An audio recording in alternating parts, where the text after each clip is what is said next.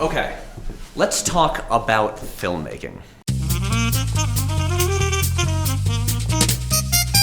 So I know a lot of aspiring filmmakers watch this channel, and I've gotten a lot of questions about this. So today, I'm just gonna talk to you guys about one of the hardest parts of filmmaking, which is just how to start doing it. Because before you start, filmmaking is intimidating as hell, like compared to other skills. Writing, you just need a writing utensil and you can do it. But filmmaking, writing is just the first step. Then you gotta get a camera and go to a location with actors. You gotta shoot all the shots you need to tell the story. You gotta get the actors in the right positions. You gotta direct them to give the right performances. And then you got all this footage and you've gotta edit it. And there's an infinite number of possible ways to arrange it all, and you've gotta find the right one. So yeah, that's a lot to wrap your mind around, and I totally understand why a lot of people in high school or college, they love movies, they're really into cinema, and they wanna make movies, but they just don't know how to start. Because look, I was in the same position back in the early 2000s, and so here's what I did. So middle school was when I started getting interested in filmmaking. I would take the family's big VHS camcorder and try to make home movies cinematic and stuff like that. And then in 2003, I started making stop motion animated movies with Legos, which was really cool, and it's great because with that you can do everything on your own in your living room. But the whole time I knew I wanted to make live action movies. That was the goal. And my parents were really encouraging. They bought me a camera. This was the camera that I started off with. And but for basically a year, I just didn't really make it. I didn't know what to make. So skip ahead to the summer of 2004. And one night while falling asleep, I had this idea for a movie, and I dragged myself out of bed and wrote the whole script that night. Then a few weeks later, my friend Nick came over and we made the whole movie that weekend in my backyard mostly. I was the only actor. It was a movie called Patrick Willems' Aspiring Lumberjack. It was a 20-minute mockumentary about my quest to become a lumberjack. So looking back, it was the perfect way to start because it was super quick, it was super simple, and I only needed one other person to help me make it. Which brings me to my first lesson for becoming a filmmaker. Make anything right now. I wish I'd started earlier than I did, but I'm glad that when an idea came along that I was excited about, I jumped on that right away. But look, this isn't 2004 anymore. This is 2017. We've all got HD cameras in our pockets. Don't wait for the amazing idea for your masterpiece to come along, because look, if you've never done this before, chances are you're not gonna be good enough to do it justice anyway. Just grab a friend or a sibling and go outside and improvise a scene. Just do anything. Rip the Band-Aid off of filmmaking. Because once you've done it, once you've made something, even if it's a crappy little improvised skit, it's still something. You've still actually done it and you've experienced it. And then the pressure is off. Because look, you're not an acclaimed music video director making the jump to feature films and everyone's watching to see how good your debut film was going to be. Because they're not. No one cares. There's nothing on the line. So just go do it now, and then you'll have started. A few weeks after I made that movie, school started up. And so I burned all these DVD copies of the movie because that's what you did in those days before we had YouTube. And I would just loan them out to people and people would pass them on to other people. And before long, a ton of people in school had seen this movie and they kept asking me, what are you gonna make next? And can I be in it? All right, so the next step after you make it, show it to people. Now this is totally the scariest step because you're offering your creative work up to be judged by people, but you've gotta do it. Like before anyone sees it, your work just exists in a vacuum.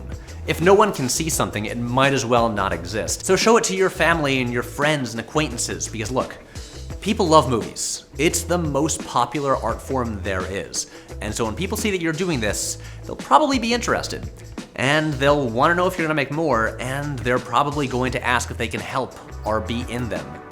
And this is important, because now look, the pressure is off, you've already gotten started, and now you have people who are interested in watching what you do, and they want to help you. So suddenly, I had all these people who wanted to see whatever I made next, and people willing to act in my movies. So I immediately launched into production on this big, overly ambitious sequel to my first movie with a cast of like 20 people, and we never finished it because winter came along and it got too cold to keep filming outside. So we went and made another movie, this half-hour-long action comedy, and the cast and I, we would screen it in all our classes, we would rent out a movie theater and showed it there, and pretty soon, basically everyone in school had seen this thing, and they demanded a sequel. So we're like, cool, we're gonna make a 90-minute long sequel. And so I've got my motivation right there. I've gotta make these movies because everyone's waiting on them. And look, I didn't know what I was doing, but almost everything about filmmaking that I've learned is from putting myself in a position where, with basically no crew, I had to figure out a way to make a 90-minute movie, learning it all as I go. There's no better way to learn about filmmaking than to put yourself in a corner where you have no option other than to find a solution and figure out a way to make it work. So while I technically have a college degree in cinema studies, making those movies, that was actually my film school. So now you've officially started and you've got people offering to be your cast and crew. So this next step is really important. Keep doing it over and over and don't stop. Just keep making movies or videos or whatever you want to call them, because look, when you start out, you're not going to be good.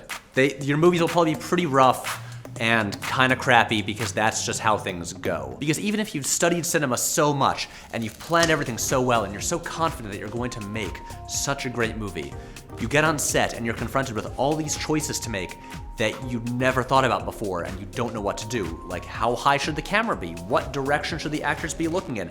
How am I gonna transition between scenes? And the only way you learn these things is by doing it over and over and getting a feel for it. Because, like I said, it's a skill. It's like playing tennis or playing the guitar. You just have to do it over and over again if you want to get any good. So start early and keep doing it, assuming that you like it. If you don't like it, you can just stop. But if you keep doing it, you'll see your style and your sensibilities develop. Okay, and the final major lesson for being a filmmaker is to be patient.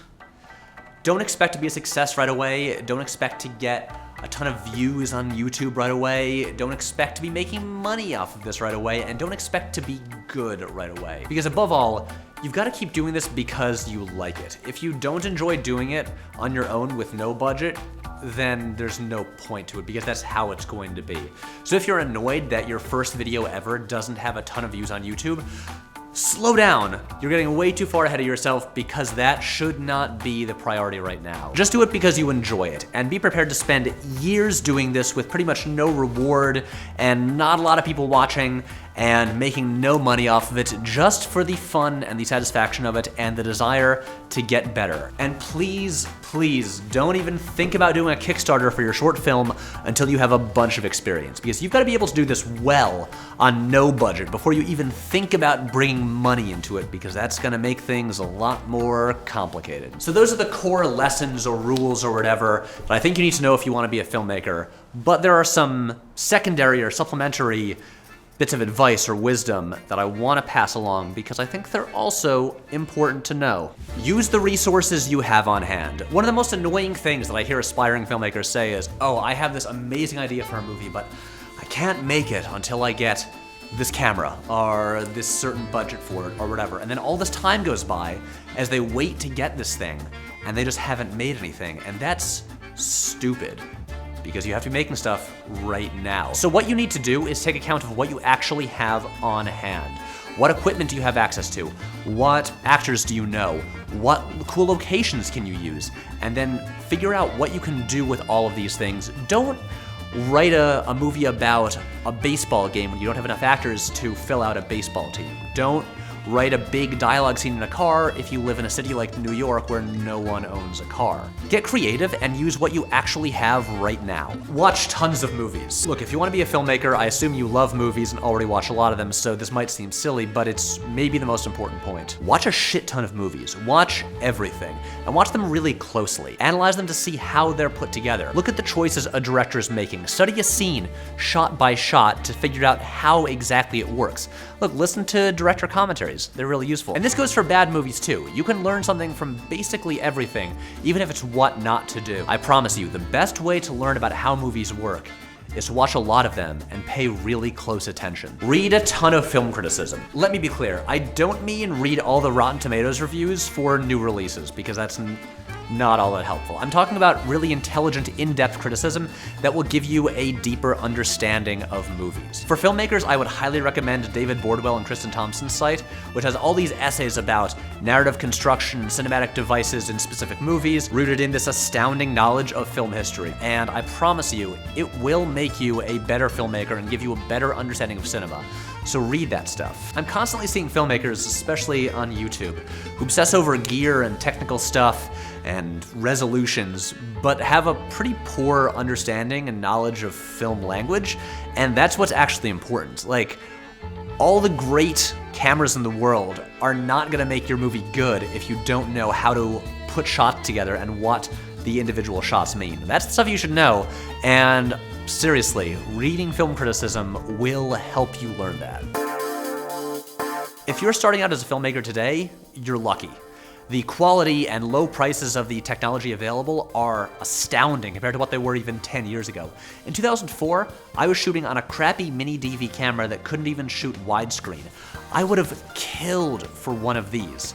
But one thing to take into account is that because this technology is so widespread and so affordable, more people are making stuff all the time. So if you're watching this, go out and make something right now. Don't wait for film school.